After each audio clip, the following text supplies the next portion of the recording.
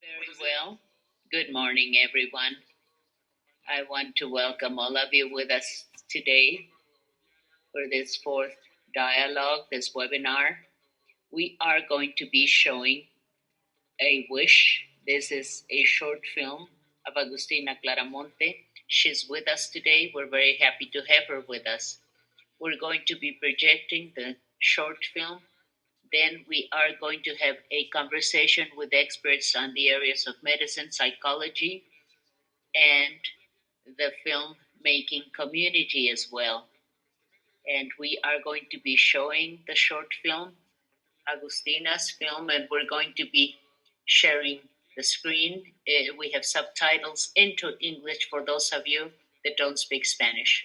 We also have simultaneous interpretation. The lower part of your screen, you see an icon, a little circle. You can change the language there. We're so happy to have you with us today.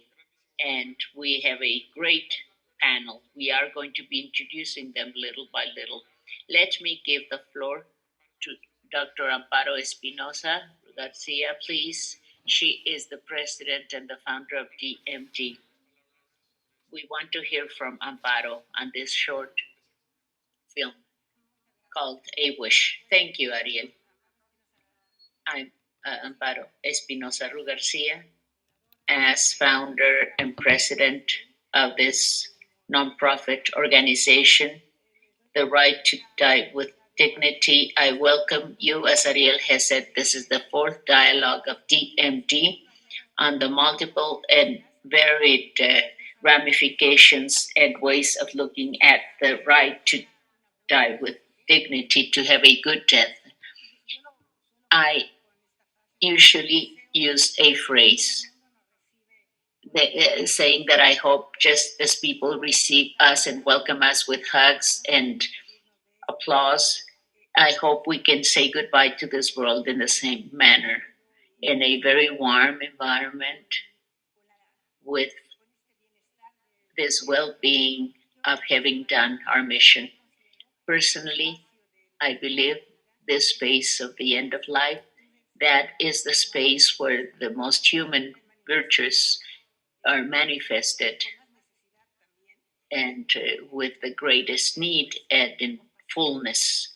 I'm talking about compassion, affection, love, warmth, kindness, gentleness, all those virtues, I think.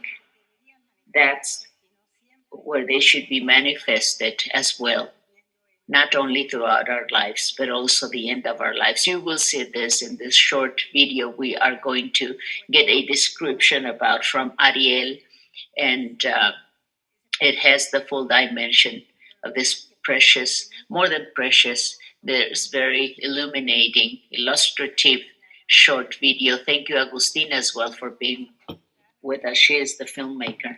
Yes, and we want to promote those rights. This is our mission, rights to a good death. That's why we're showing this film.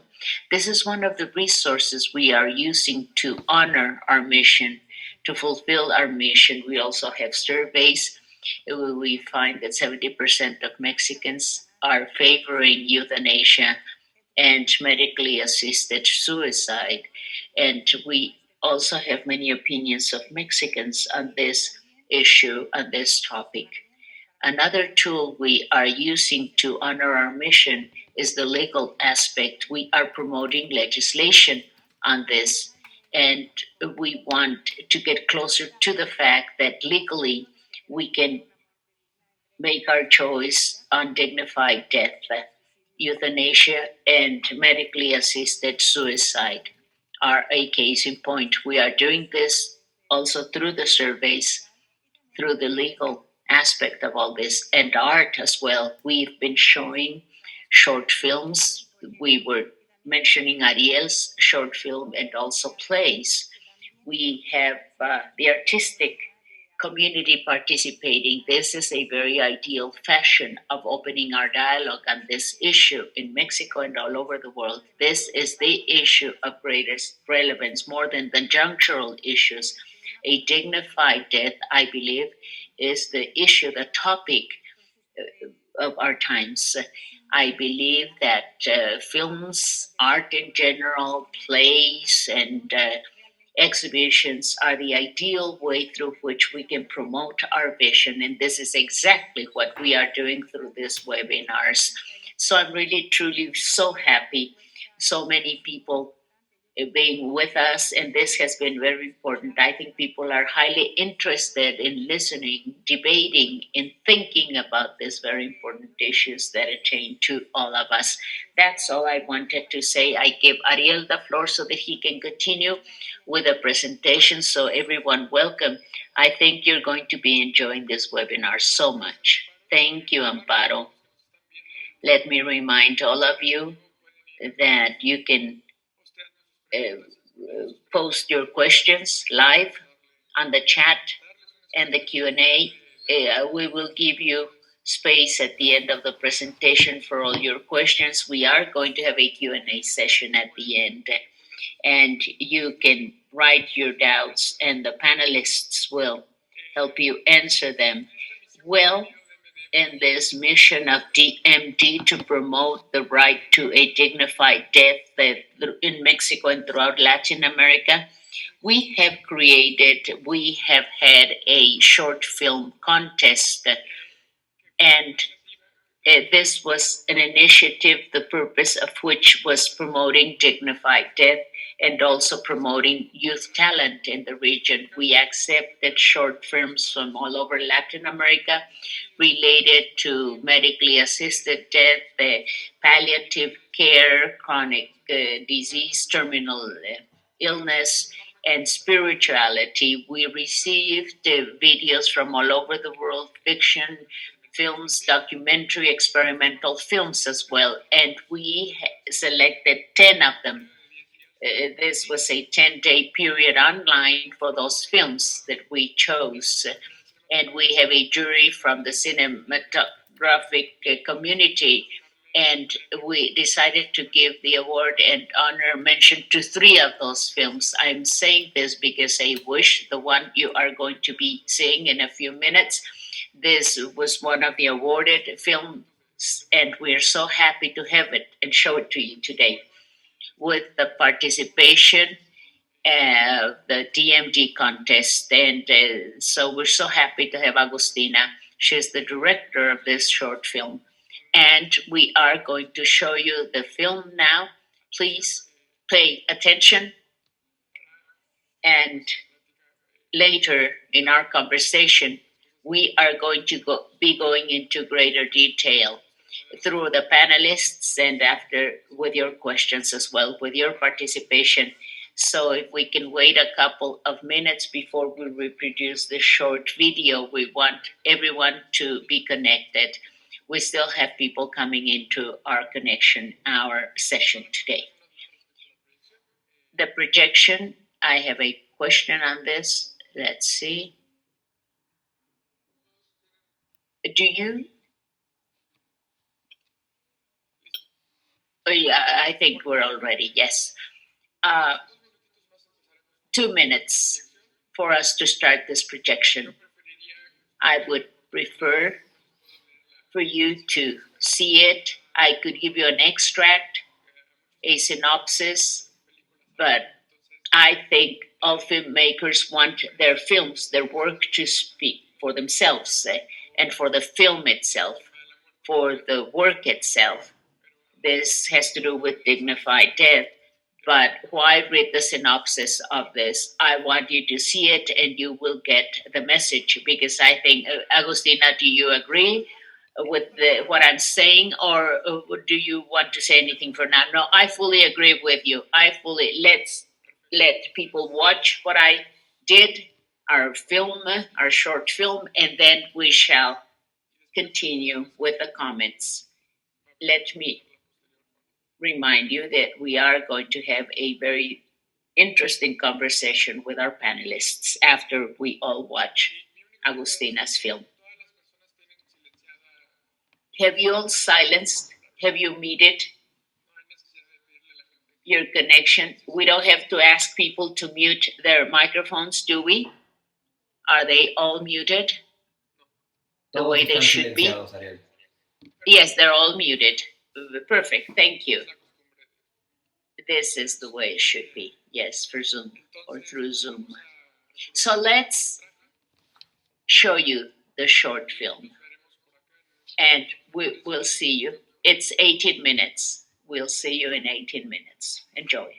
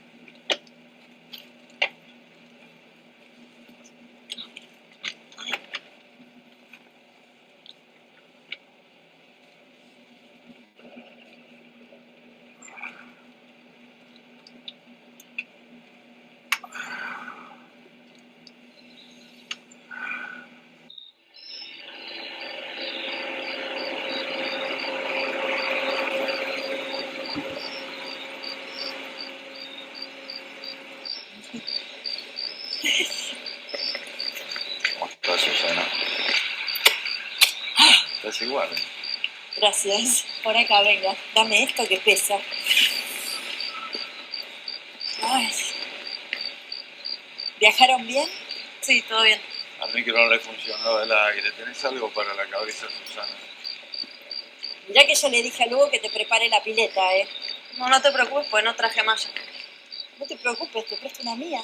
Pero no van a armar la pileta por 2 días. Pero déjate de hinchar. Ibuprofeno, paracetamol. Cualquier cosa dame, Susana. ¿Agua tenés? ¿Me das una gota? Te alcanza, dale. Estás flaco vos, ¿eh? Dejé las harinas, vos podés hacer lo mismo. Vos estás preciosa.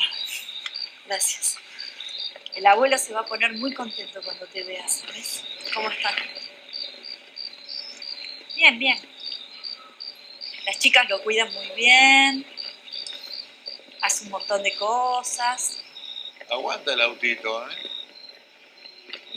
¿Y vos por qué no viniste con tu auto? Ni en pedo lo saco en esta ruta. ¿Viste la galería nueva? Del chico de Carcares. Trae cosas de Buenos Aires, de Miami, todo de marca. Mira, También van a venir los chicos de Marco Juárez, ¿eh?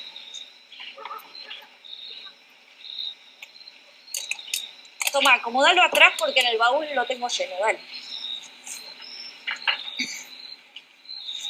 entonces, Piriquiquí cerró. ¿Viejo? El viejo murió hace como 2 o 3 años.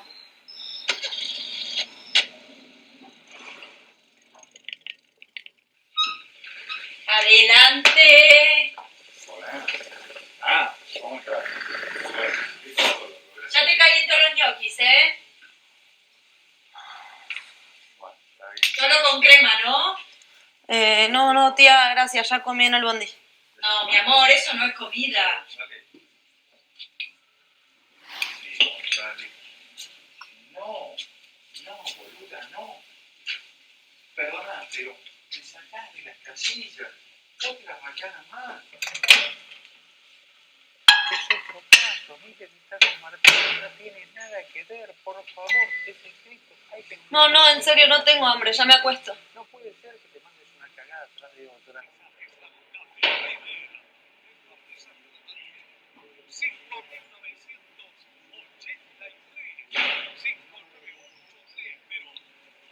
¿Y el trabajo? Un quilombo. Se me fue la secretaria y la nueva es una inútil. Ah, viejo, cerramos lo del aeroplano, ya está, ¿eh? Se acabó el problema, un problema menos. ¿Cómo? Sí, hace 6 meses que vengo dando vuelta con este asunto, pero por suerte ya está.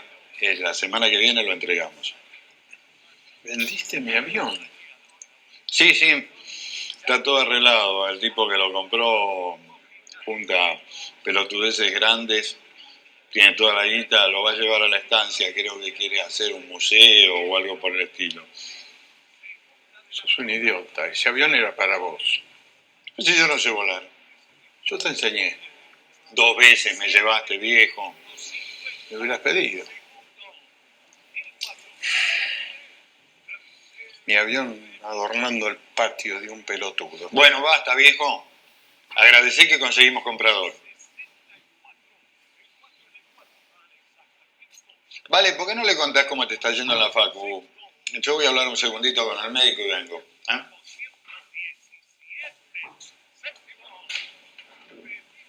Un tierno tu viejo. Sí, un amor. Bueno, ¿y la facultad qué tal? Cambiaste arquitectura, ¿no? Sí, me cambié. Bien, va bien. Tiene sus días, ¿viste? No sé, medio exigente. Pero más que abogacía me gusta seguro. Me alegro. Con un cuervo en la familia alcanza. Sí, alcanza y sobra con esto. ¿Y de novio cómo andamos? ¿Querés que tenga más de uno? Podría ser. ¿Vos cuántos tenías? Novio ninguno. ¿Nada? No, nada. A tu edad los hombres son unos boludos. ¿Y a otras edades? La boludez no tiene edad. Tenés razón. Buenas. ¿Y cómo va todo? No. Espectacular. ¿Querés ir al baño? No. ¿No? A ver. No me vas a renegar, ¿eh? Después la alquilita del chiquero, todo soy yo. Bueno, pórtese bien, abuelo. Los dejo. Me dice abuelo, pero que yo sepa, a su abuela nunca me la agarré.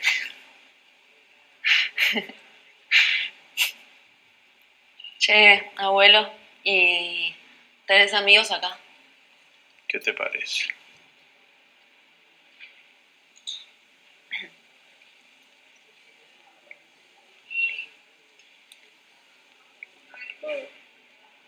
¿Andás con sueño? Sí, no dormí nada ayer.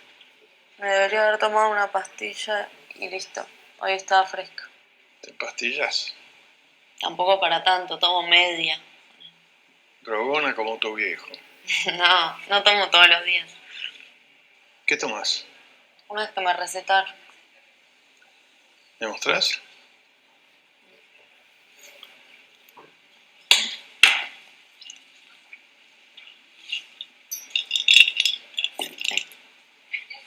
Yo te abro.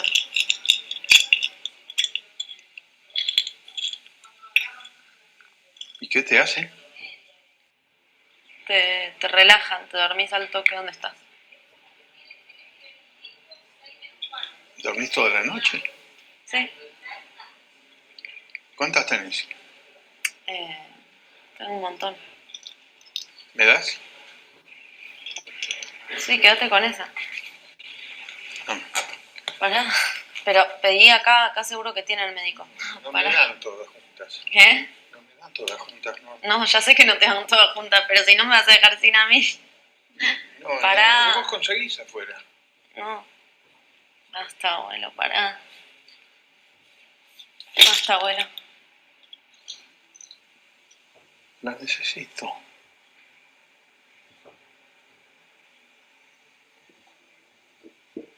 por favor. Ayúdame. Vamos a bañarnos, ¿no? Viejo, nos vamos. A la tarde te viene a buscar Susana. Trata de descansar algo, ¿viste? Vamos, vale. Salud, abuelo. Vamos que se piden los deseos.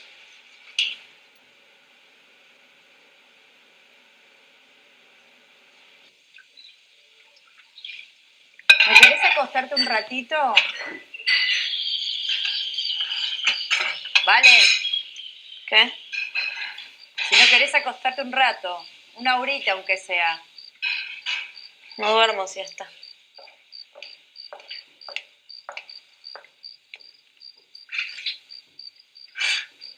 Me tenés unas ganas. Te traigo la malla, dale.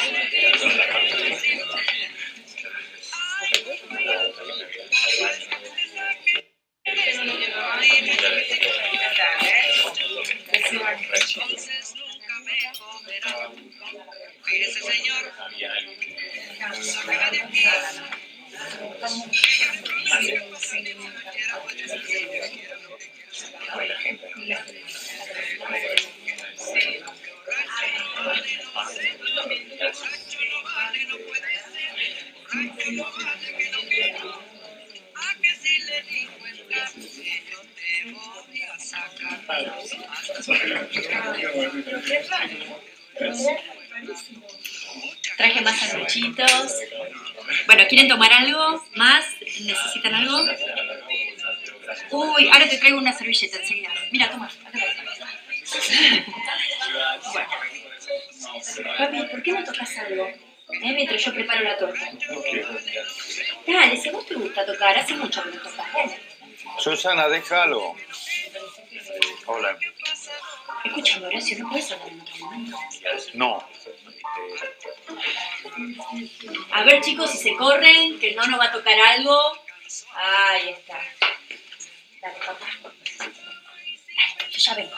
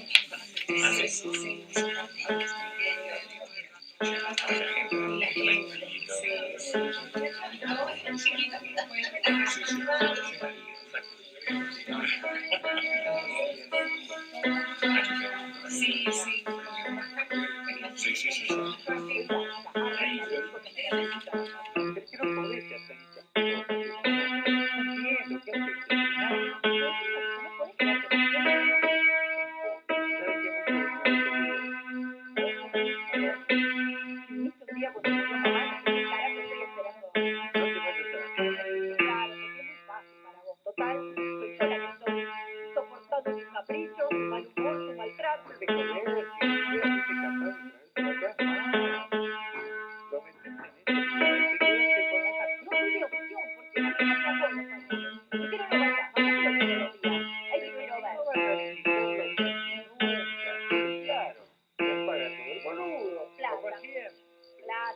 siempre plata. ¿Por qué no te lo llevas vos, vale?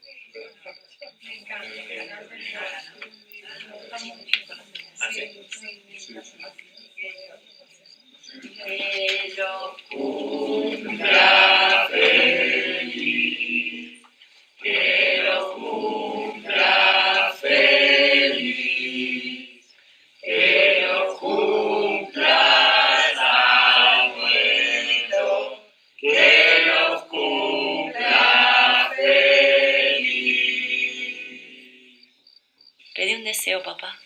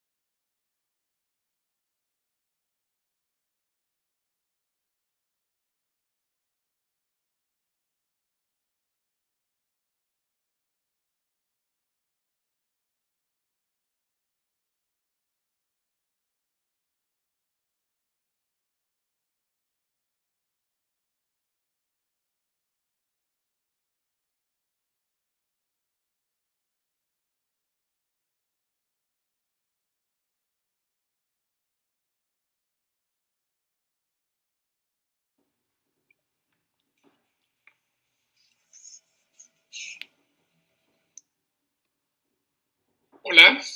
Hello. Hello, everyone. We're back.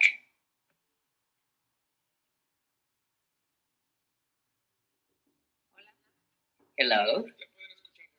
You can hear us, right? Yes, we can. Yes. Let me once more tell you how nice it is to be with you. I hope you have been able to see this short film of Agustina Claramont. Let's introduce the director of this film and the panelists. Before you introduce yourselves briefly, we don't have much time. This is a conversation, a chat, which will be so rich, and we want to use the time we have for our conversation.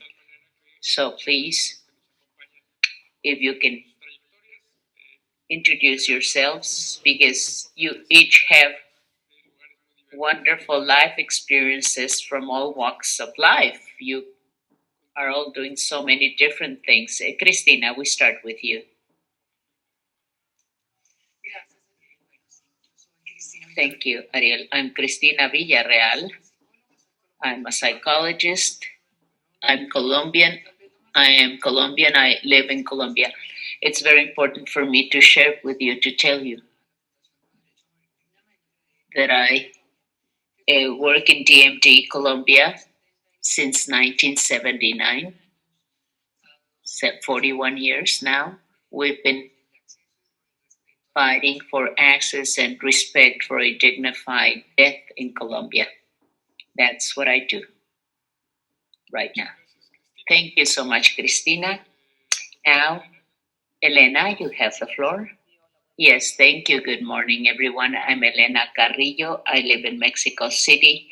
I'm a Gestalt therapist and humanist advisor in Mexico. I work with a community looking for spirituality in the Catholic faith, and I'm here today because we're all asking ourselves about free agency we have. I'm thinking, why is it that my free agency is being challenged whenever I decide I want to die? Thank you, Elena. Now, Anne Newman, you have the floor, please.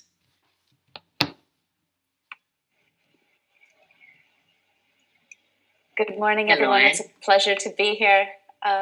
I am an author of the book called The Good Death, an exploration of dying in America, and a journalist living in Brooklyn, New York. I write primarily about elder care and death and dying in the United States.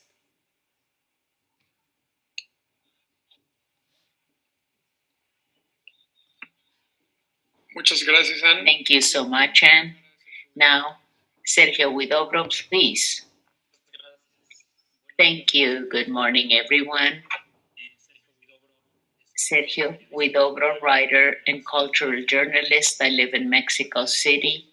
I am very much interested in our human rights and working on human rights through fiction and filmmaking. Thank you. Now, Frances Kissling, please. Good morning. I'm Frances Kissling. I teach ethics at UNAM in the Center for Philosophical Research. In normal times, I divide my time between Mexico and the United States. I consider myself a Catholic in resistance to injustice in the church, whether it's about family planning or about the right to die. My friends and I talk often about our wishes upon our death, and we all want our autonomy to be respected.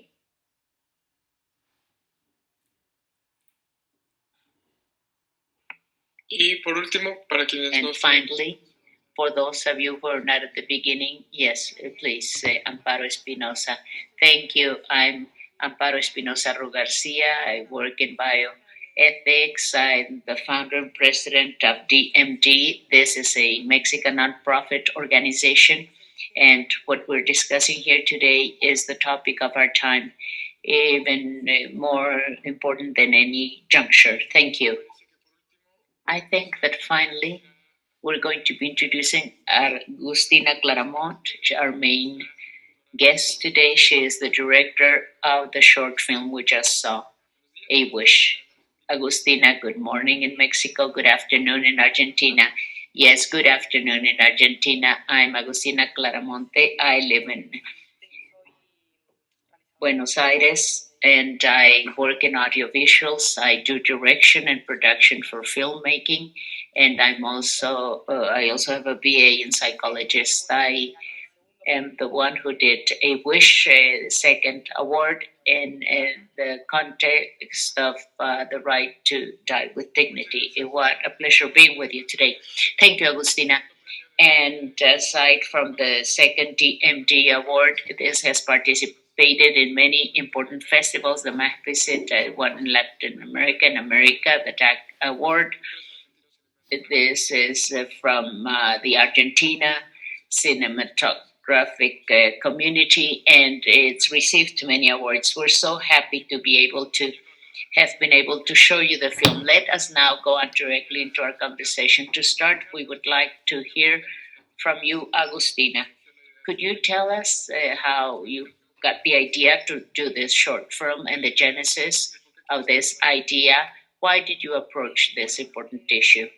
Well, as I've said before, the idea came, it was like a conglomerate of personal experiences and autobiographic content, but I turned it into a fiction fully. It had to do with the death of someone who was very young, someone very close to me. He decided to take his life away. This was a tragedy. I could not understand what had happened, why this had happened. Then I started understanding this was the person's choice, a personal choice, a personal election, a personal decision. Why did this person decide to do that? No one is asking us whether we want to come to this world. So why can't we decide when we are leaving this world if that's what we want? And on the other hand, I was in contact with older people's homes in geriatric services, and my grandfather was in one of those homes. Seeing him, he didn't want to be there. He didn't belong there. He was very much aware of this. He said, I want to live this world. And he said, I don't want to live here. This is not a life for me. So at that point, I was terribly impacted by his situation and the environment in this home for the elderly. This is not a generalized thing, but we had to see this an individual case. It was like a deposit for the elderly, as if they were a human waste. And I thought, well, this is not the right thing. And then I started thinking of this script, and that's how I created the characters for my short film. Thank you, Agustina. You're mentioning something which is very important. This is the word choice. So, Elena, this choice that Valentina had over Aldo, her grandfather, in the short film. This is like a pious choice, but for a lot of people in society, they cannot accept this type of choice and people making this choice. Is it a pious type of situation? How do you see it? Look, Ariel, I do think it has to do with mercy, and it is very pious in our society. When we talk about this type of choice or decision, we have to remember that the life of a person is not only the person alive. We have a psychic, spiritual life as well. We have an emotional life. And many times when the person makes this choice or decision, we have to remember something as well. In the case of assisted or aided suicide, well, the patient makes the decision. There is awareness on the part of the person on the choice the person is making. There's no more mercy than for us to look at the human being in a very comprehensive, holistic manner. These decisions are not just when the person is terminally ill. What can you say about fear, loneliness, life with no sense, a senseless life, and people just don't want to continue living? Thank you so much. Cristina, I wanted to ask you, what happens with people who want to die? They are not having a terminal illness or anything like this. In Colombia, what is the situation? Legislation doesn't allow people that are not suffering a terminal illness to end with their lives. This film in Argentina we just saw, what would it be like in the Colombian environment?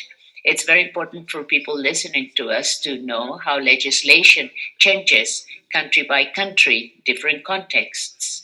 In Colombia, yes, thank you. Let me give you a context of the Colombian situation. Indonesia in my country, or this type of suicide. Since 1997, it's been passed, but this sentence has 4 different demands to it. It's not just necessary for the person to be in terminal illness. This is one of the requests of the demands, and the person has to request it, him or herself. And full use of this mental state, and the person has to show that they are going through intense pain, suffering, and the doctor has to participate in the decision. And according to the regulation, then this should be presented in a hospital committee. It is the committee that has to participate in the decision. And I believe that Aldo in this film we saw it is not in a terminal state in his life. He knows what he's doing. However, his environment has taken his autonomy away from him in a very aggressive and violent fashion. At least that's the way I see it. In Colombia, a person cannot ask for euthanasia. Medically assisted suicide is not approved in Colombia, so that's not an option.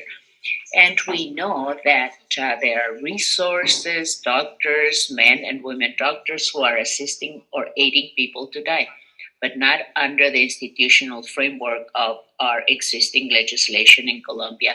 I coincide with Elena when she says that autonomy is the last thing we should be losing in our lives, and we should be able to decide for ourselves. We have the right to live, but we are not forced to live. There's not an obligation for us to live. Those that are with us from the United States, could you tell us about your views on this? What is the situation in the United States on those issues? Hi. In the United States, aid in dying, as we call it here, is now legal in 9 states. And the legalizations began in the mid-90s, but they were very strictly fought. Very much like Christina explained in Colombia, the laws are at the state level. You cannot travel to California and access this law. If you don't live there, you have to be a resident. And they are highly regulated. One must be terminally ill. If one's mental competence is questioned, a psychiatrist has to discuss it with you.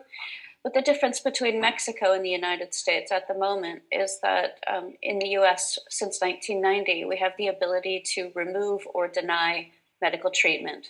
So many patients find that a relief. It at least is accessible, where in Mexico that is not possible.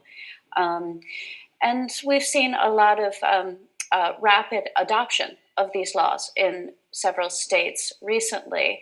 I think because elders look around them and understand that the quality of end-of-life care in the US is so poor, that preventive medicine and access to medical treatment is so difficult to obtain unless you have money, that many people who are Black or of color cannot access medical services.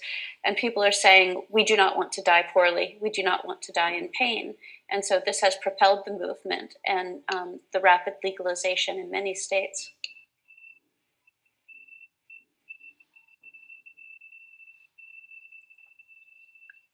Muchas gracias, Anne. Thank you so much, Anne.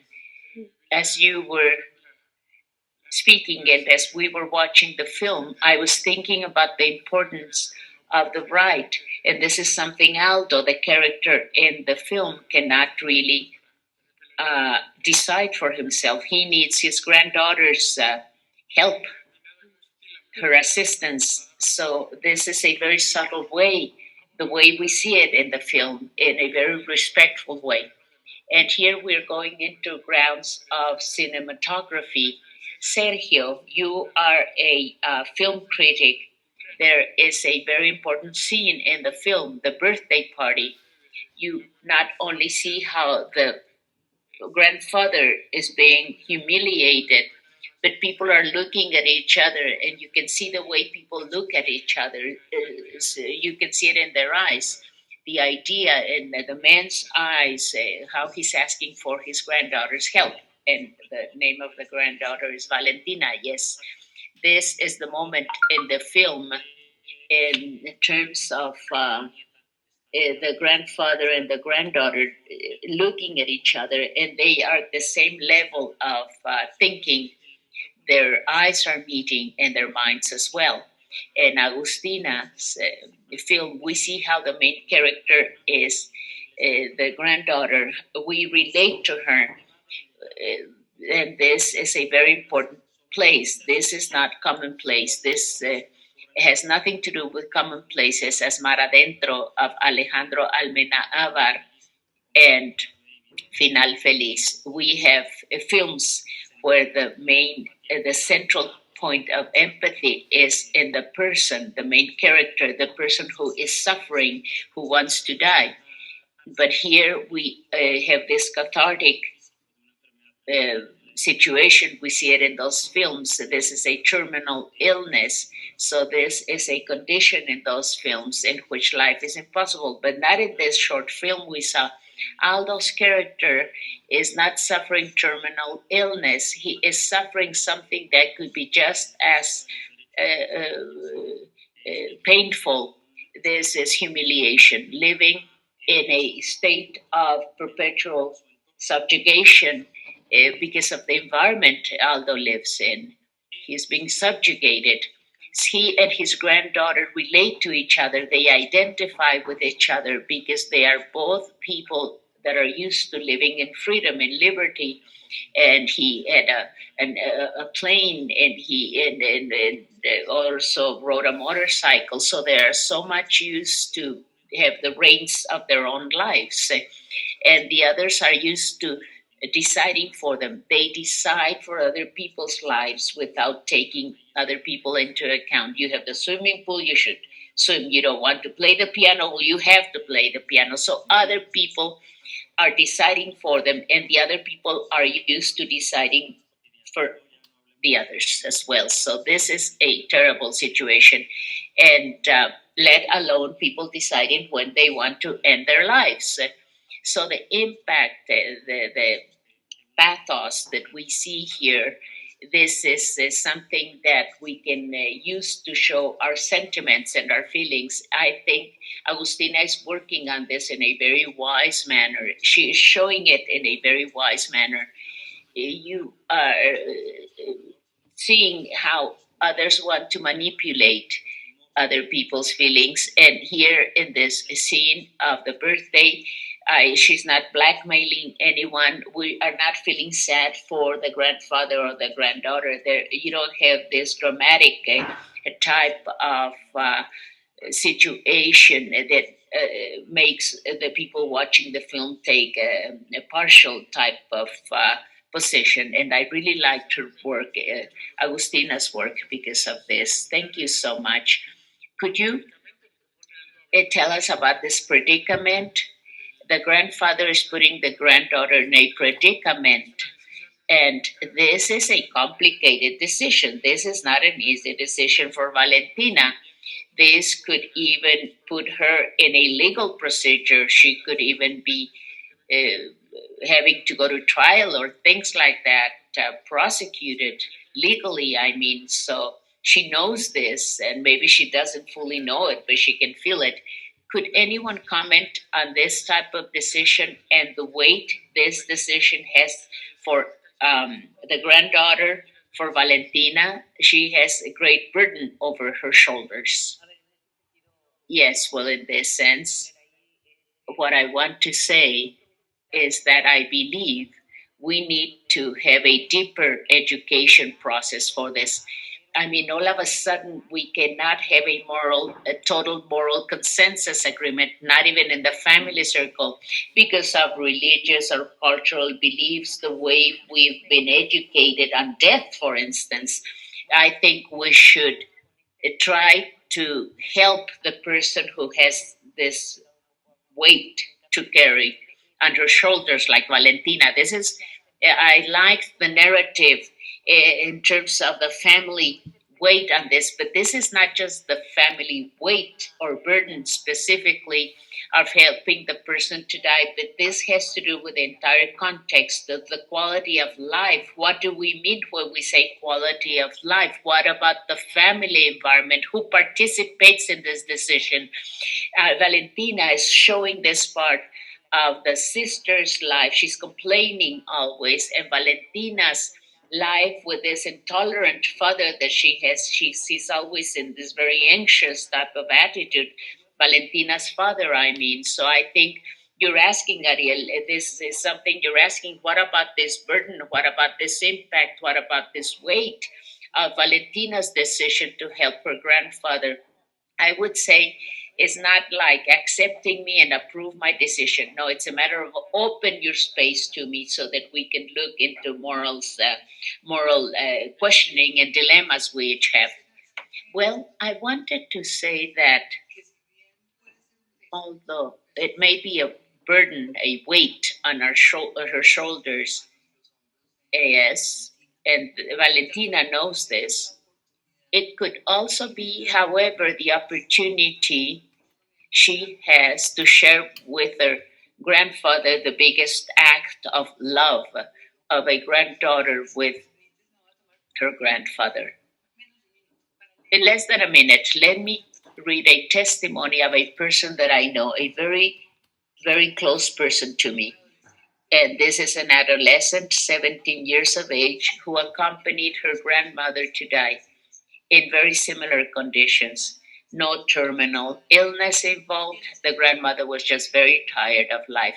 And this is what this adolescent read in her funeral. Flowers, many flowers, not only in the room, but in the way people were looking at each other in this room when she was leaving us. We each had flowers in our hands and memories. We were all there around her bed, accompanying her soul. It was short and solemn. It was very beautiful, just the way a harmonious body wants to say goodbye. This is the way a life should end. That's the way it happened. I imagined her going in this very white ladders, this ceremony only for her. I found it very interesting. Towards the end. I found myself wishing and hoping that one of the things that would happen to Valentina as you watch her going home without having been able to help her grandfather, that perhaps this experience changed her. And that while she couldn't act at the first moment, the reality is that my belief or my thought was, she's going to, we imagine when we see movies, what happens after the movie ends, And so for me, it was, she goes back and she helps her grandfather. And that's the end of that experience. And I think it fits very much with the film, because I think what Augustina gives us in that final scene is a moment where each of us reflect on what we might do in that situation as Valentina is reflecting at that moment. The other thing that was very important to me in the film is it's very easy, Augustina, for people to make a film about a terminally ill person who wants to die. We know almost everyone will agree with us. And I think that there's a lot of courage in taking a man who is older, who still has significant competencies, who has skills and talents, who has lost, aside from all the outside subjugation, who is no longer in control of his own body.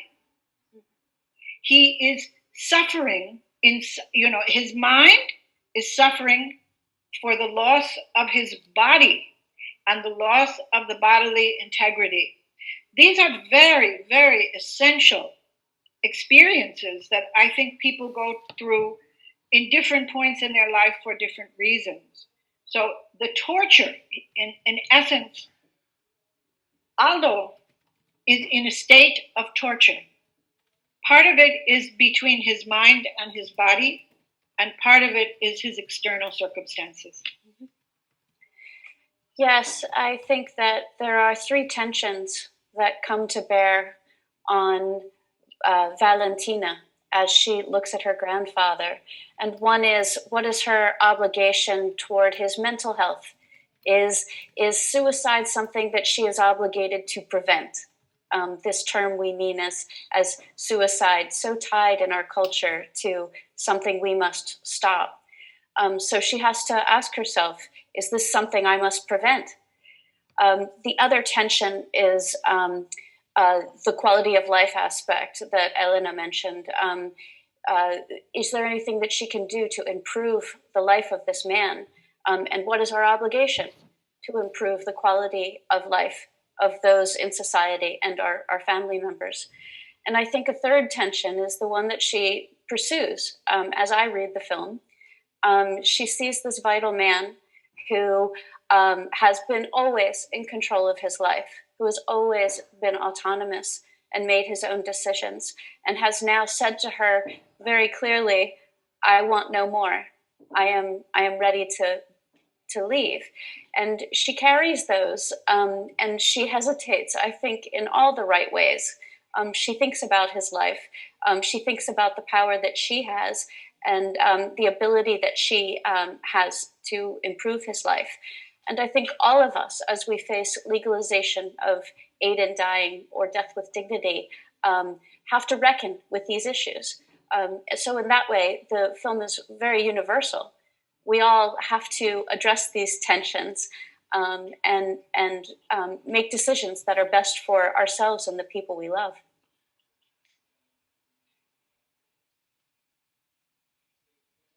Amparo, ¿te gustaría decir algo? Amparo, would you like to say anything, please? I think your mic's muted. Yes. I want to add something. Let's see if it makes sense. Everything you are saying are truly very important things, and you are saying so many important things about this film. I think, Valentina, this is something that she's also challenging, questioning her own life.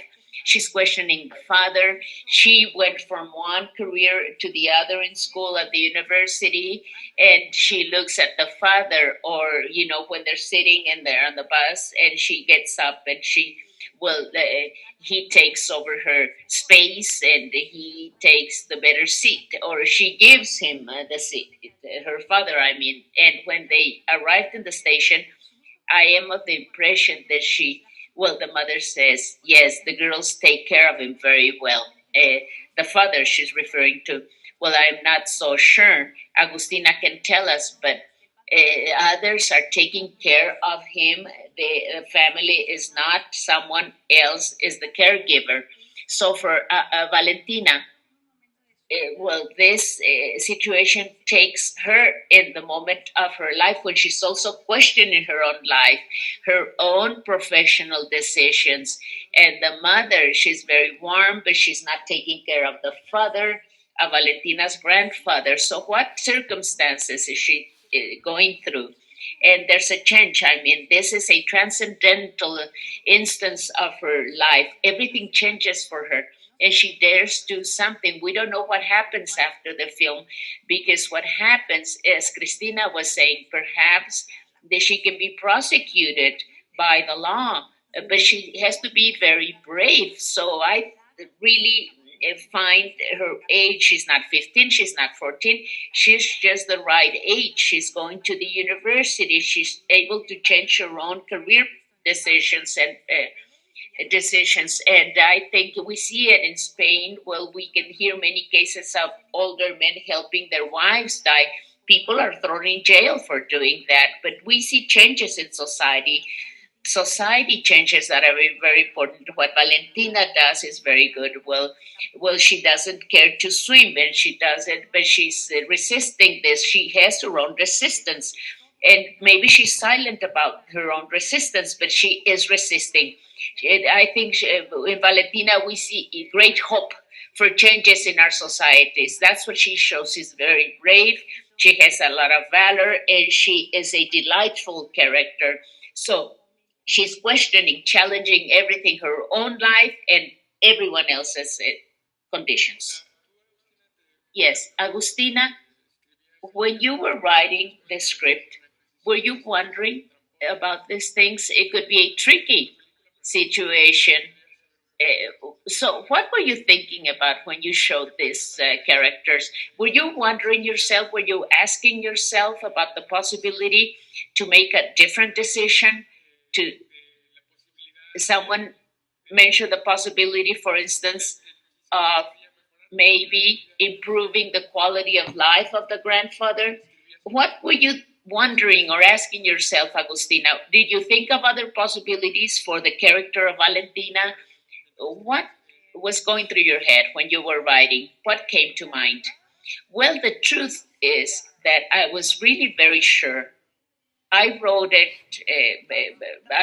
very fast. I had like scattered ideas, but when I wrote the first version, I had many versions. It just came out this way. I had no doubts about the fate or the destiny of my short film. I have also said that there was resistance of people in my team on the decision made by Valentina and the way she is portrayed. This is a suggested end to the film, you see. People can interpret whatever they want, but this is a suggestion that I make for the end of my film. People resisted my idea of helping someone to die. The grandfather never. I mean, how can you do that? People were saying. And what about physical violence? He's not terminally ill. He has to be more sick than he already is. I said, no, that's not the concept I want to convey. This is not my position. I want a person who has his mental competencies. And this has to do with his autonomy. He wasn't autonomous, and he rode the motorcycle, he flew planes and things like that. So why do I have to make him look like he's suffering more? He's just deciding in full mental competency that he wants to leave this world. And the truth is that this is the direction I always wanted to follow. And in Valentina's character, the same thing. It would have been a completely different story or film if I had other ideas about the characters. I'm not talking about salvation or things like that. That's more of a Hollywood thing, but that's not where I wanted to go. That was not my idea to start with. Yes, or make it sadder or things. No, that's not where I wanted to go. Well, thank you. Let me ask the panelists why, for many people, is it that many people cannot conceive someone using his right to die when he has his mental competencies? Why is it so complicated for people to accept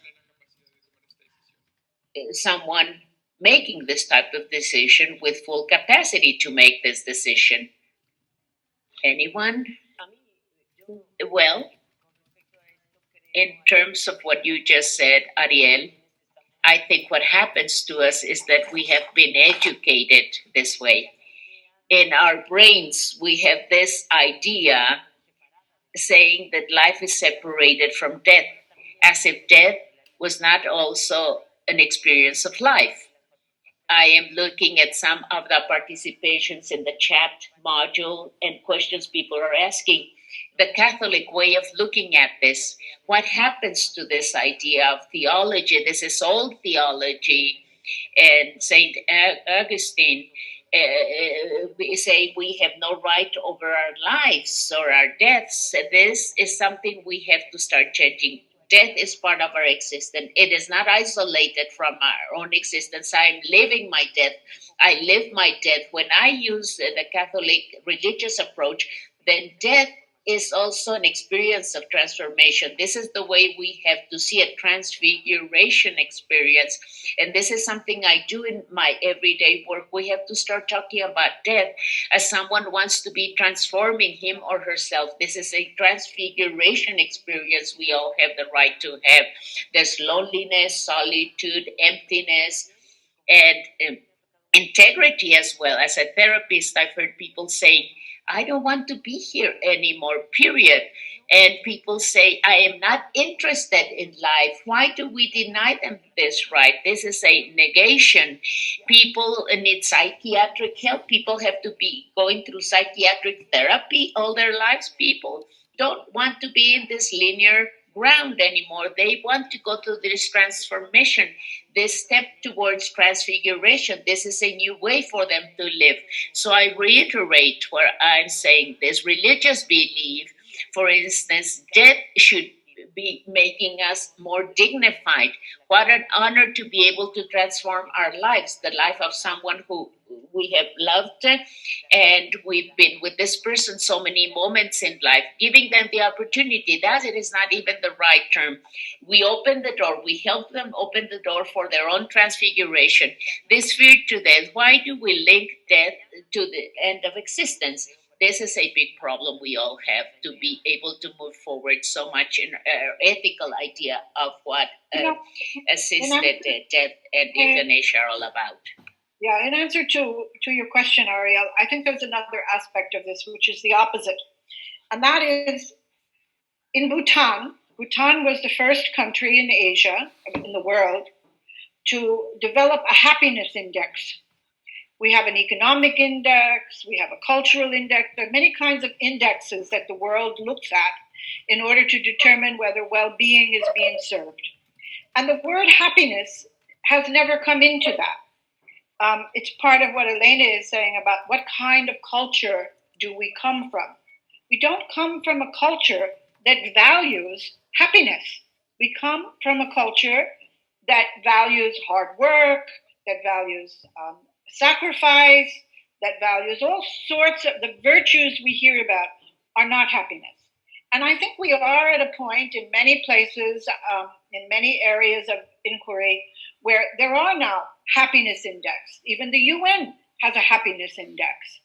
And when you look at Aldo, he's not very happy. But his family is completely unaware of the fact that they don't seem to care whether he is or is not happy.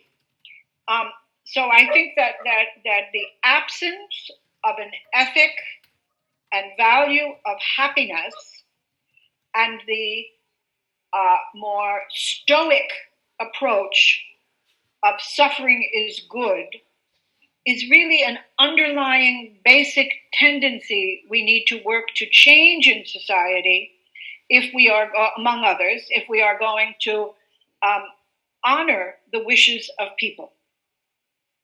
Yo le sumaría, Ariel, también a eso que está diciendo Frances, no solamente una cultura que I fully agree with Frances. Not only a culture that doesn't honor happiness, but it doesn't honor autonomy either. Men and women in our cultures, we are not educated to really be autonomous human beings.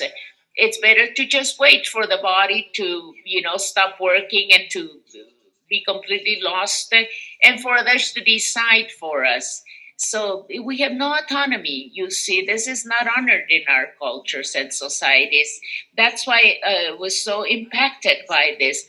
Aldo, for instance, in the film, he is fully in full mental conditions, but his autonomy is being taken away from him by his own relatives. The son is selling the plane, the nurse,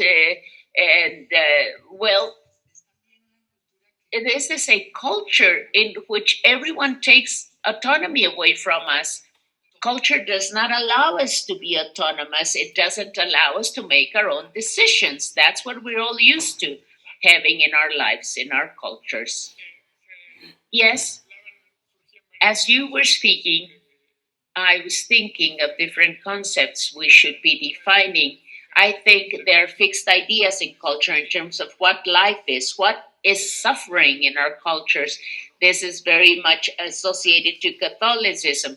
Frances, you were telling us about the concept of suffering related to the Catholic faith.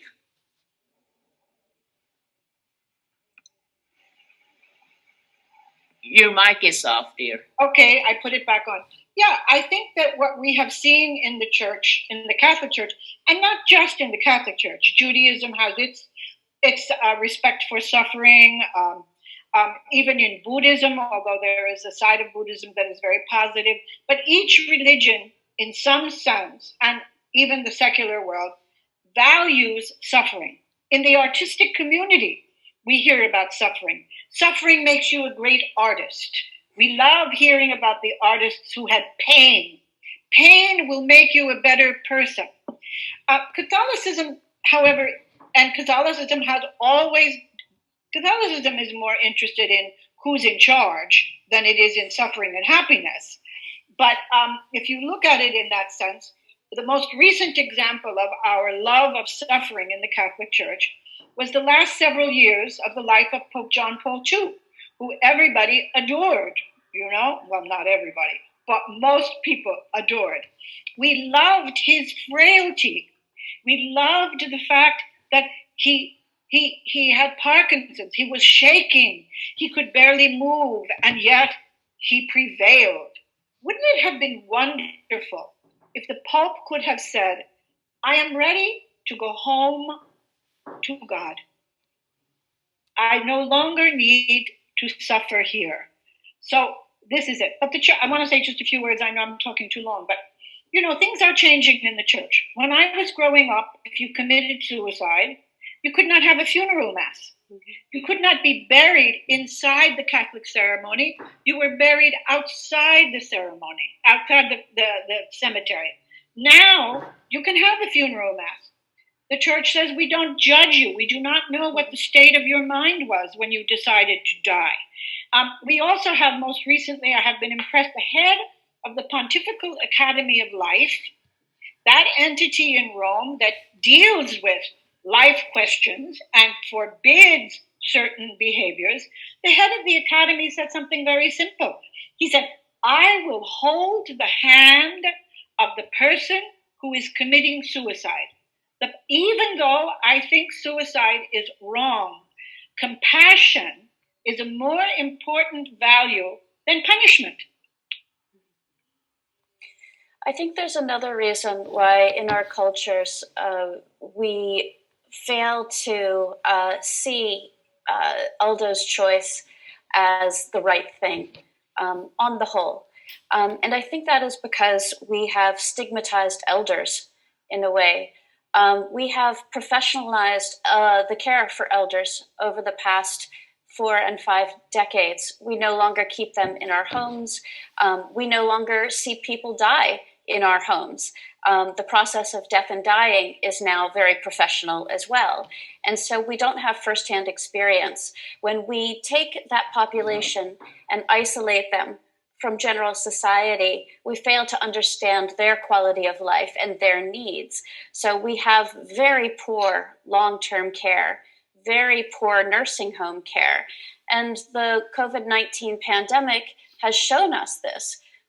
There's a reason why 40% of the American deaths are in nursing homes. It is because we have stigmatized elders, we have stigmatized elder care, we have failed to properly fund it, and we just don't know enough about the lives of elders to protect them, to ensure that they are better taken care of, to ensure that they have stimulation and proper respect, not only in the medical community, but in our culture.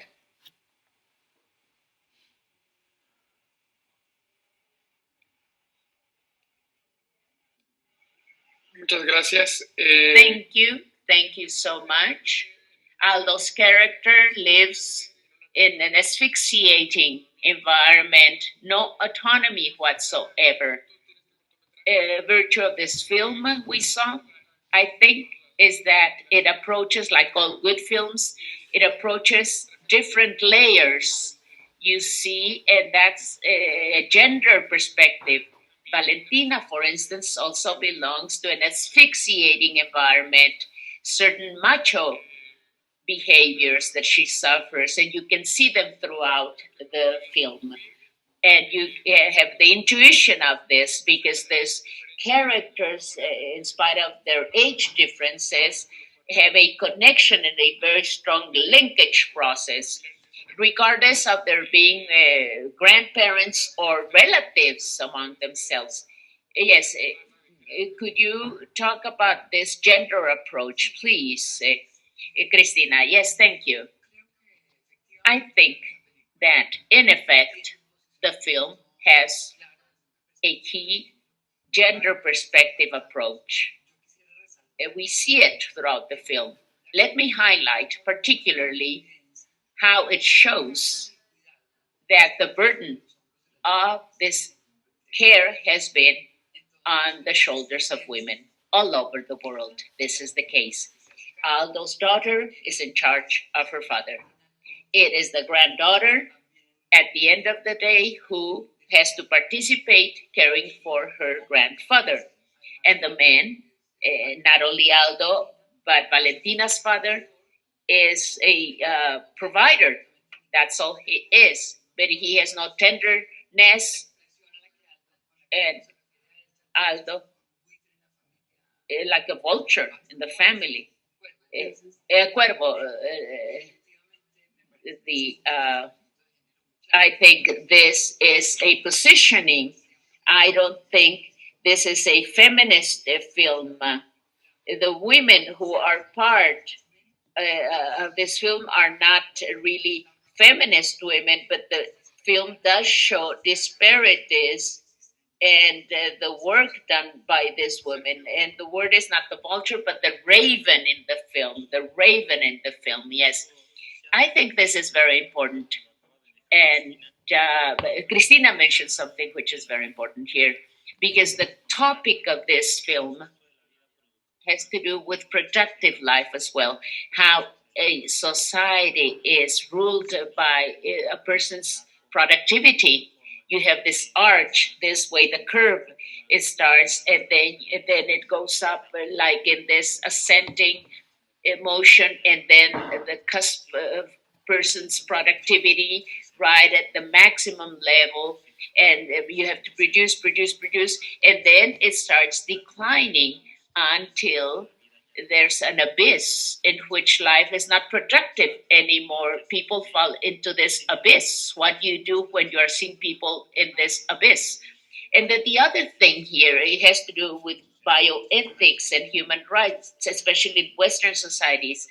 What is the reproductive right? That is reproductive choices women have. And the other extreme of life, you have people losing their autonomy and losing the rights to make their own decisions on their own lives. But on the other end of the spectrum, you say, where does autonomy start? When do you start having autonomy in a life? Is the fetus autonomous to decide on his own rights, their own bodies after we are born? And the fetus, the embryo, any rights? Does it have any rights? Well, the thing is that the right to be able to use the rights over our own body at the beginning of life or at the end. So what happens? This is a very important discussion. Are we transferring those rights to another entity? So who has the power to exercise those decisions when this power does not lie in the person herself or himself, in themselves? The women, can the women decide over her body, or does the fetus have the right to decide? Can the grandfather decide to end his life? Because the possibility of exercising this right or preventing people from using this right has to do with the right to punish people. When we believe people are not exercising their rights according to standards within the medical civil framework of the society we live in.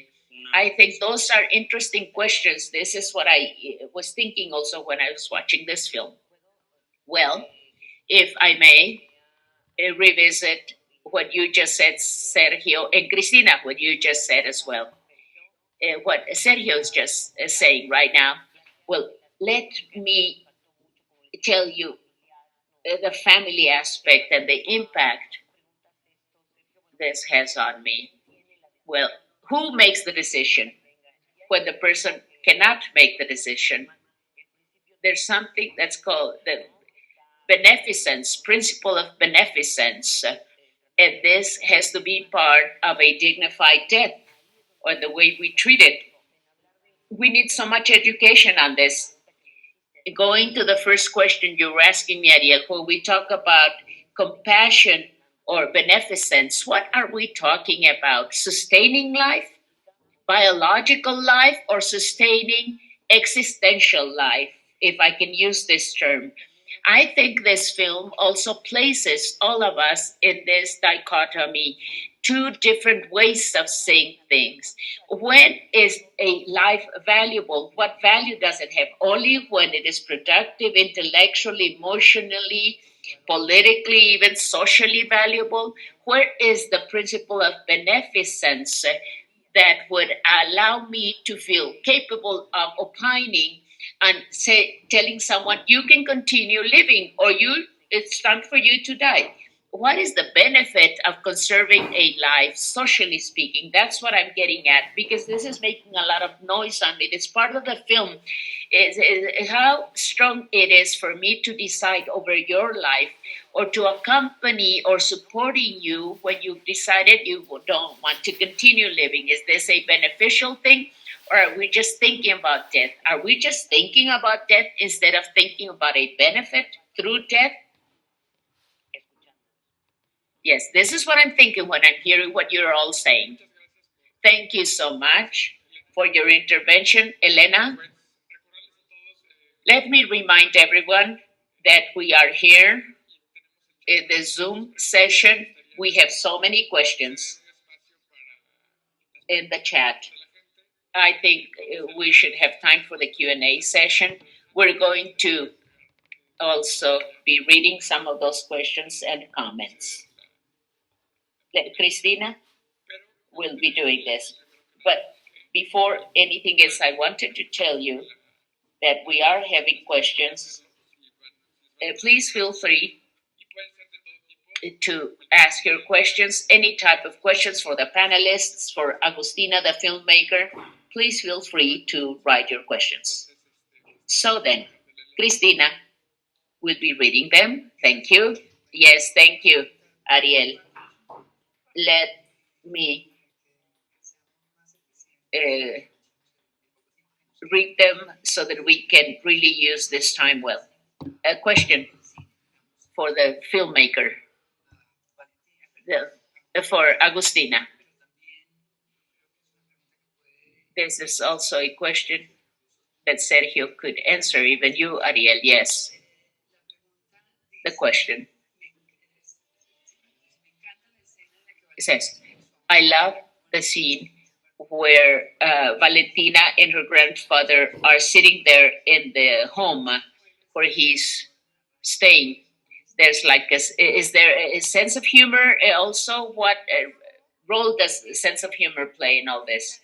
Well, in that scene, that's the first one where we see Aldo, the only one where he is, they're really talking to each other, the only one. That's central for me in the film. In the old people's home, then you've seen the entire family, and then you see the grandfather and granddaughter. And this conversation, this chat, really took me the longest to write, because I had many versions for it. I didn't know exactly what they should be telling each other. We started making a lot of modifications, and my team participated in this. And the sense of humor, well, when he talks about the boyfriend and he's asking his granddaughter, and she says, well, did you have a boyfriend? No, I didn't. Well, they are relaxing. This is kind of a relaxation scene that I wanted to put in the film. It's really the only joke, when he says to the grandfather asking about her boyfriend or boyfriends, and I've been showing this, and people laugh. This is the moment when I want to make people laugh. This is really the only moment in the film where people are laughing, and the audience as well. And this is what I wanted, at least for someone to laugh a little. And filmmaking in this type of topics, it's difficult to make people laugh, but this is like they do click with each other. This is generating empathy. This is a resource that I used.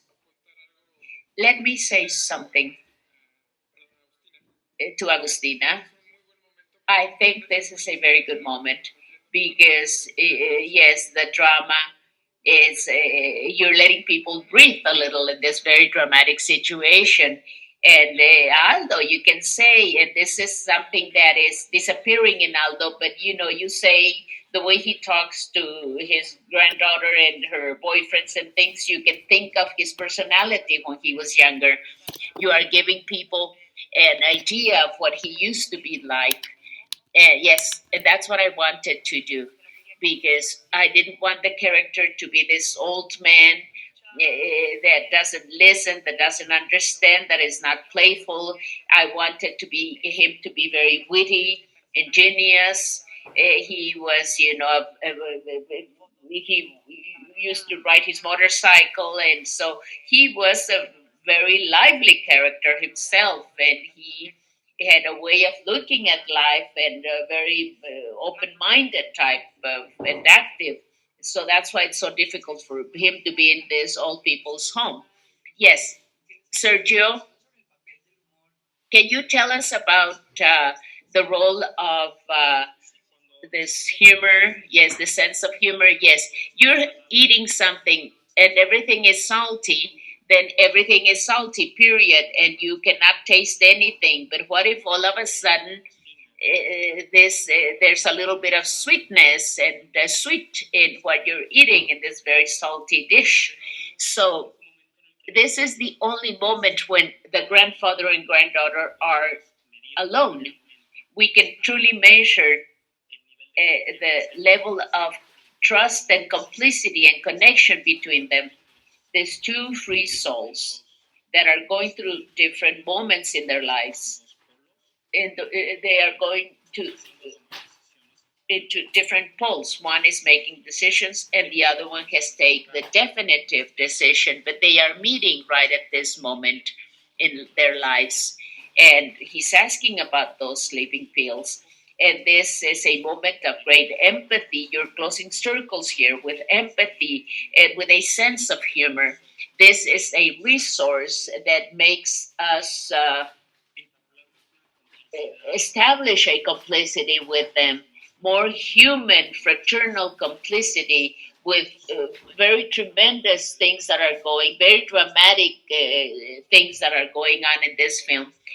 But when everything is a melodrama or a tragedy, we lose connection with the human part of all this. We cannot establish a direct face to face relationship with someone facing that situation or circumstances because not many of us have been in this type of situations ourselves in real life, euthanasia situation, or being in a war, or being talking to someone about his or her death. So, but we've all been in situations like Valentina. We drop out of this career, we go into something else in our university studies. So we see those characters, those two characters, looking at this situation of a vital drama, and we give it a human dimension in our own existence. I think that's the main role of the sense of humor in this scene. Yes. Any comments on this question? We can hear you.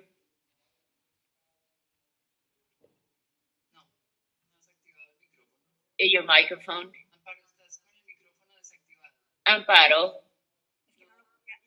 Yes, now. Yes. I think this is a relevant question. And the sense of humor, yes, complicity, that's very important. What an interesting comment that Sergio just made. The salty dish, all of a sudden, a little bit of sweet, a little bit of sugar. That's nice. The contrast is very important. Establishing contrasts. So the sense of humor is the trigger, and you can see the humanity in both characters. Thank you. That's what I wanted to say. I fully agree with you. I was just going to suggest talking about the sense of humor, but Sergio and others have already done it. Yes, Francisco Palomino is asking another question here. This short film is the vital tiredness movement in the Netherlands. This is the possibility, vital tiredness or exhaustion. Yes, there's another one here saying that aging should also be like a terminal stage, old age. I mean, this vital tiredness or exhaustion. Amparo, Francis, would anyone like to tell us about this world trend talking about this exhaustion, vital tiredness or exhaustion? Go ahead, Francis, please. Please, Francis, go ahead. Anne or Francis, do you know about this movement in the Netherlands? Your Amparo, mics, I think, please. was saying something about this. Amparo, weren't you talking about this, saying something about this? No, I was saying go ahead yourself in answering to that question of this movement of del movimiento del cansancio, no? Yes, she's giving you the floor to talk about this movement in the Netherlands. Do you I don't know anything about it. Anne, you have anything to say about this? Yeah, the Netherlands has legalized euthanasia, as it's called there, and it's been legal there for a long time. In fact, they quite often will take in people from outside the country to end their lives there because it's not legal elsewhere. And there has been a push now to expand it beyond the very strict confines of the law, to take in people who may not be terminal, to take in people who are younger and have no promise of curative treatment. And so what we're seeing is the evolution of legal aid in dying around the world to move beyond these restrictive barriers. The term vital tiredness, I believe, is very similar to failure to thrive in the United States for elders.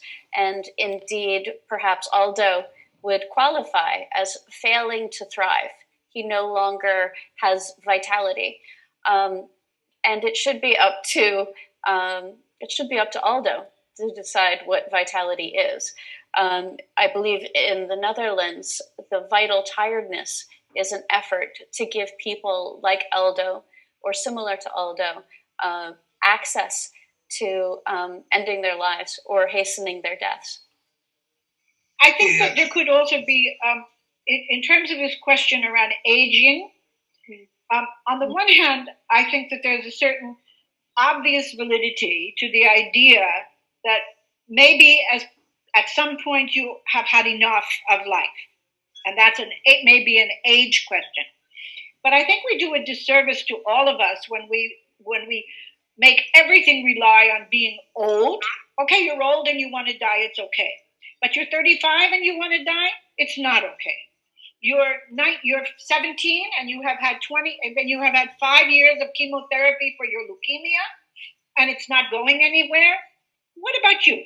So I think we have to have a certain openness around this, and certainly not become, there have been movements around, well, when you hit 75, in the old days, now they would say when you hit 85 or 90, because we live much longer with vitality, you should, for the good of society, you had your time, you had your share, bye-bye. And I think we want to, in this movement for dignity in death, I think we want to be very aware of the individuality of each person and their situation, and have an open mind and an open heart to what people are experiencing. I think we also have to consider that there are factors that weigh on the quality of life for elders, whether they are economic or racial. These disparities can also make inequality and unhappy life a real problem in culture. So we have the obligation, I think, as advocates for legal autonomy and aid in dying, to be sure that we're doing the best for those who are in need. Sí, por otra parte, creo yo que es un movimiento del cansancio vital, pues que... I think this vital tiredness movement, it has to do with the Dutch context. So many years with euthanasia. Mm-hmm. So many years with euthanasia. I think this is very far from our own scenarios in Latin America, especially, even in the United States. Yes, this last part of the conversation leads to many questions people are asking on euthanasia, not for the elderly, like Aldo's case, but younger people, children, for instance. There's a question here. I am trying to find it. If minors, can they also make this decision? That's the question. Or should it only be possible for the elderly? Frances has already anticipated her position on this, but I do not know. Elena, would you like to comment on this? Death in minors? And another question. Assisted death, should it be there for people regardless of their age? Yes, Cristina. In terms of the possibility of the decision in a minor I think we would have to make a difference here. Are we talking about a kid not over 12 years of age? Then he would be dependent on the system sustaining him, his family system. As of 12 years of age, however, there is in that age group a self-appropriation in the person. The person is now building an identity. Personally, I insist normally that it's the family link that's important. Supporting a minor or not supporting. I do think at that age we are capable of saying we're exhausted with life, that we don't want to continue, as Francis said, obviously in a very subjective fashion, on a case by case basis, on a person's own experience and history. A person between 12 and 17 years of age, 20 or 21 years of age, a person may say that he's going through a psychic, unbearable pain, emotional grief or pain. If the person says that and he's 20, I think that the family systems are once more the systems that we should be respecting, that person's autonomy. I think this has to do with accepting the other person's emotionality, not denying the person's emotional capacity. That capacity is always there in every human being. Well, I also wanted to talk about persons with Alzheimer's and any type of dementia. That's another issue.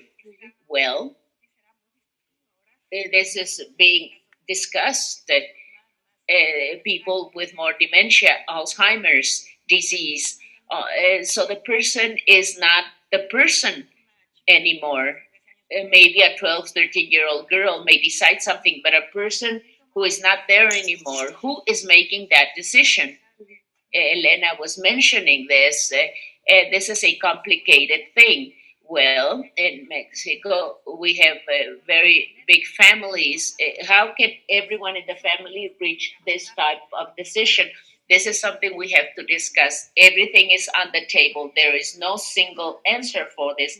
As Francis was saying, yes, well, we have to reach an agreement, or we have to start talking about it with our people, our friends, our relatives. And having these webinars is basic for that. We're not going to be solving things 100%.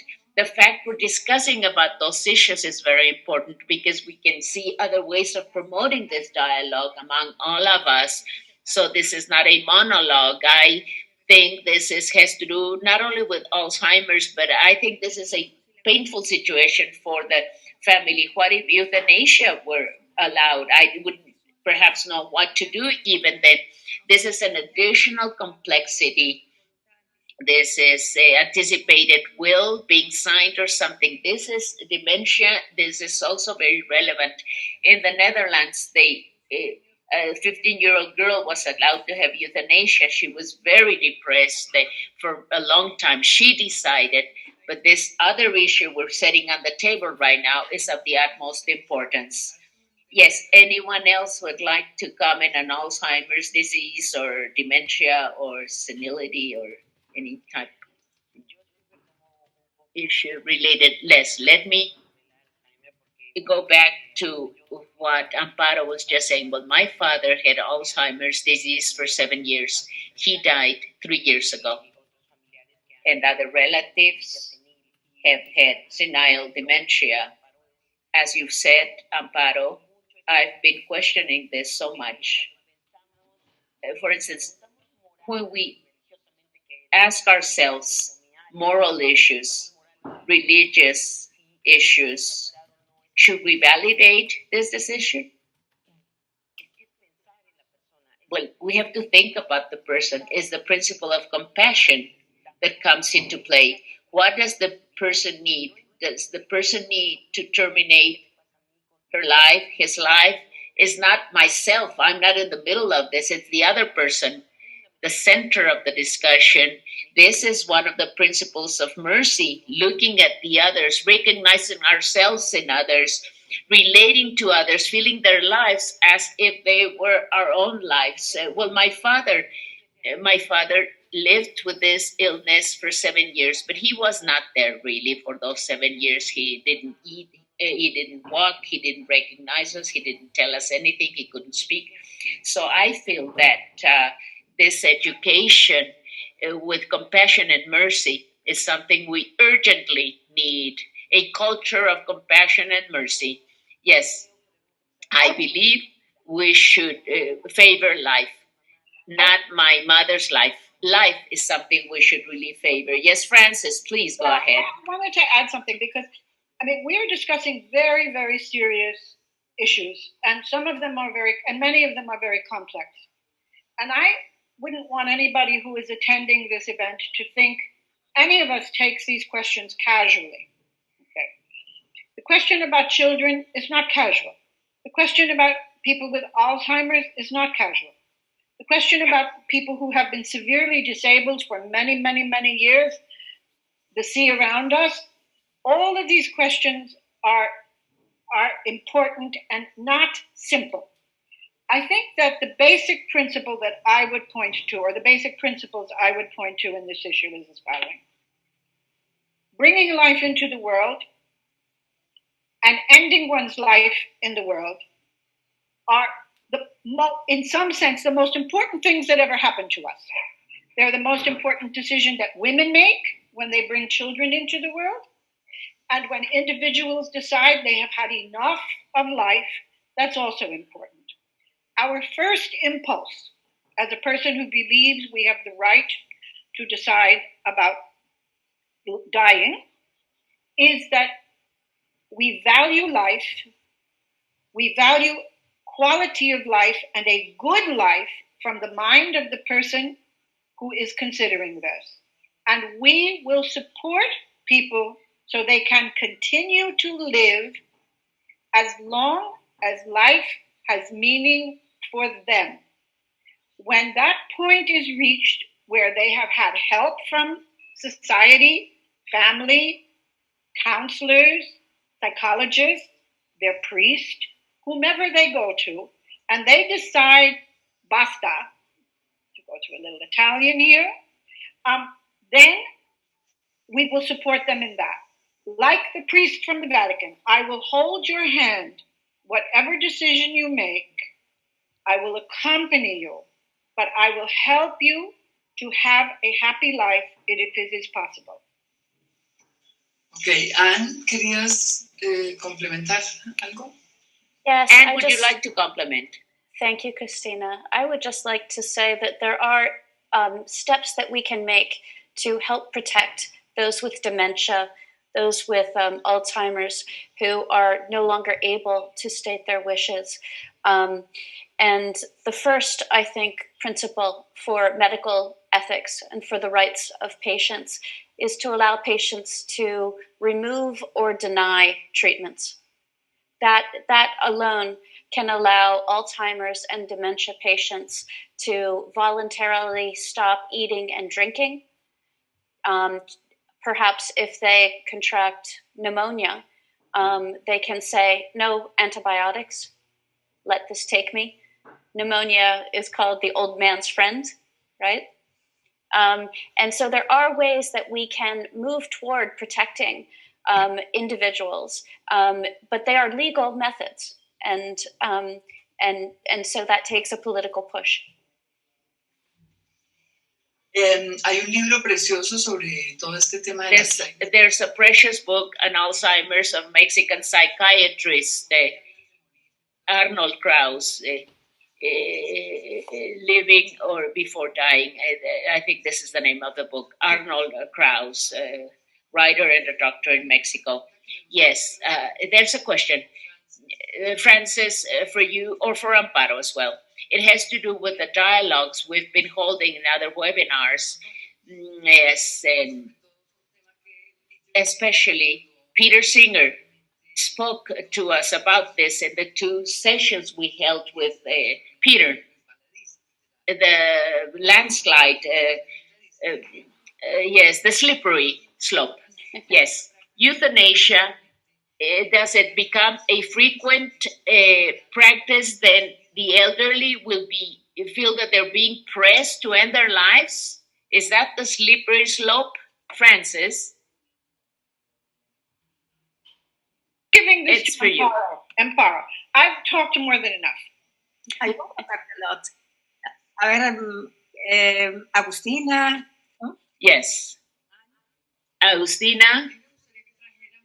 Yes. I think we should be perhaps briefly share Peter's concepts on the slippery slope. For those of you who do not know Peter's, well, he is from Australia. He is a philosopher. The slippery slope, does it exist? In countries where euthanasia is decriminalized, this is not a practice, saying that the elderly are going to be pressed to end their lives. So we don't have much time. Amparo. Yes, I thought of something from my personal experience answering that question. Here, when we had to discuss whether Mexico had enough respirators, a group said then the old people with COVID 19 will not be using those ventilators. They will be the last ones given those ventilators to. I didn't feel pressed. I was angry. That's what I was. My answer was the other way around. I thought, my goodness, what do you mean? I mean, yes, going to war, all those that are 20 years of age, but what about the situation? No ventilators, so not even assisted death, no euthanasia in Mexico, and you're not giving me a respirator because I'm an old person? I don't know about other people, but I had the opposite reaction. I was not pressed to die. I felt angry of what they were saying about the ventilators for COVID 19 patients of age. Well, I wanted to say that unfortunately, time will not allow us to approach all the questions, but this is a question for Agustina, our filmmaker, our protagonist today in today's sessions. We congratulate you infinitely. We thank you infinitely for this beautiful film, Agustina. So much food for thought for all of us. Yes, there's another one, Christina, for you. You know, the scene where the pills are on the table and it's not clear who's keeping those pills, the sleeping pills. Well, yeah, well, the grandfather. Well, it's not clear who takes the pills or who keeps the sleeping pills. Valentina keeps them. She takes them from the table. We never see the moment in which she gives those sleeping pills to her grandpa. You know, it's suggested. It's something we are suggesting only, and he is the give and take type. Yes, who keeps the sleeping pills? There's like a little forceful thing. No, she keeps them. Valentina keeps them. Well, you don't see her hand. She keeps them, and she's resisting. Doesn't really understand the intention of her grandfather, but then she thinks about it. She knows. She knows what he's talking about. She's meditating about it. Yes, very well. Before giving the floor to Amparo for us to close this very, very productive and interesting meeting we are holding, would any of the panelists, film experts, film critic, like Sergio or anyone else from other spheres, do you have anything to add? Something you've been wanting to say but you haven't had the opportunity to say? Please. Let's see. You can raise your hand if there's something. The most important thing you wanted to say. Elena? No, no one? Okay. So I give the floor to Amparo to close our event. Thank you, everyone. I want to thank all the panelists and as Agustina. Well, thank you, Agustina, for taking this issue so seriously. You're a young woman and you are taking this so seriously. We as panelists, as participants, everyone, we see those issues as being so important, the importance of the film also. Thank you for allowing us through art and filmmaking to discuss these very important issues. But let me say something to conclude. Yes, very briefly, at the end, we didn't say it, but I think that this is the choice at the end. This is an act of love. I think that's the most important thing about my short film. That's all I wanted to say. Thank you. We had a survey. This is a relevant data. 12% of the respondents. This was a national survey with people over 18 years of age. 12% said they had seen a doctor practice euthanasia. 12% said that. 10%. So, how many euthanasias can you see? Is this a representation of the population? I don't know. Over 1 million people have seen euthanasia. So it is being practiced. It's there. It's not legal, a lot of risk to it, maybe not in the best of circumstances, but this is important data we got from the survey of the people responding. 12%. That's what they said. On the other hand, in other surveys we've done, we've realized that palliative care is very deficient. That's what people said. Not enough palliative care, not painkillers, not even enough painkillers, and euthanasia and legalizing euthanasia. Well, we could at least promote palliative care because we don't want people to have unnecessary pain. People wanting to die or not wanting to die, why suffer with pain? Yes, and I feel this is key to have a dialogue. Many webinars such as this one on pain and grief, would be very good. Perhaps the next one we have, this is key. We need so much in Mexico to talk about grief. It's incredible, the country with so much drug trafficking and so much things and morphines and these things. We don't have enough painkillers for people not to suffer. You know, in a country like Mexico with so much of the other things that we have. Well, thank you. I want to thank everyone. Agustina, thank you for giving us this gift of your short film. Look at everything this has awakened your work. And I want to thank Cristina and Ariel. Thank you so much. Cristina, you're always a wonderful moderator as well. And Ariel, thank you for organizing this contest. You've done such a wonderful job. And Sergio, your participation has been fantastic. Elena, well, this is the first time you're with us. Please continue being with us. And we want to hear about your book as well. And you're in New York, but we want to continue being in touch with you.